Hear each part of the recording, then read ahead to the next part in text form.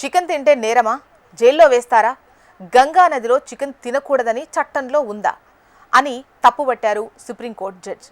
భోపాల్లోని national లా యూనివర్సిటీలో 4వ justice GP Singh స్మారక ఉపన్యాసంలో సుప్రీంకోర్టు న్యాయమూర్తి జస్టిస్ ఉజ్జల్ భూయాన్ ముఖ్య ప్రసంగం చేశారు. ఆ టైంలో ఆయన వ్యక్తిగత స్వేచ్ఛ, బెయిల్ ఇవ్వడంలో జరుగుతున్న ఆలస్యం మరియు భావ ప్రకటన స్వేచ్ఛ కుంచుకుపోతున్న తీరుపై ఆందోళన వ్యక్తం చేశారు. ముఖ్యంగా వారణాసిలోని గంగా నదిలో పడవపై ఇఫ్తార్ విందు ఏర్పాటు చేసినందుకు 14 మంది ముస్లిం యువకులను అరెస్ట్ చేసి సుదీర్ఘకాలం జైల్లో ఉంచిన ఘటనను ఆయన తీవ్రంగా ప్రశ్నించారు. గంగా నదిలో చికెన్ బిర్యానీ తినడం ఏ రకంగానూ చట్ట ప్రకారం నేరం కాదని అన్నారు. గంగా నదిపై చికెన్ తినడాన్ని నిషేధించే చట్టం ఏదీ లేదని నేను ఖచ్చితంగా చెబుతున్నా అంటున్నారు. ఇలాంటి ఒక చర్య కోసం యువకులను అరెస్ట్ చేసి 3 నెలల వరకు బెయిల్ తిరస్కరించి జైల్లో ఉంచుతారా అని ప్రశ్నించారు.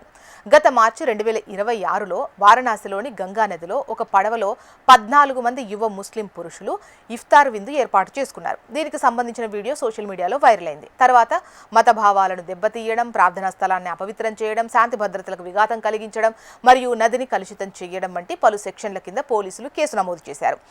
పడవను బలవంతంగా స్వాధీనం కూడా చేసుకున్నారని చెబుతూ వారిపై కొన్ని కఠినమైన ఆరోపణలు కూడా మోపారు. ఈ కేసులో అరెస్ట్ అయిన యువకులు 2 నెలలకు పైగా జైలు శిక్ష అనుభవించిన తర్వాత అలహాబాద్ హైకోర్టు నుంచి బెయిల్ పొంది రిలీజ్ అయ్యారు. నదిని కలుషితం చేయడం లేదా మత భావాలను దెబ్బతీయడం వంటి ఆరోపణలు కోర్టు ద్వారా విచారించాల్సినవి అయినప్పటికీ పడవలో చికెన్ బిర్యానీ తిన్నారు అనే ఒకే కారణంతో ఇంత సుదీర్ఘ జైలు శిక్ష అవసరమా అని న్యాయమూర్తి ప్రశ్నించారు. అంతేకాకుండా దాదాపు ఇలాంటిదే మరొక ఘటనలో హిందూ యువకులు నదీ తీరంలో మద్యం సేవించి వంట చేసినప్పుడు వారికి వెంటనే బెయిల్ మంజూరు చేయబడ్డ విషయాన్ని పోలుస్తూ క్రిమినల్ న్యాయ వ్యవస్థలో సమానమైన విధానాలు అనుసరించాల్సిన అవసరాన్ని ఆయన నొక్కి చెప్పారు.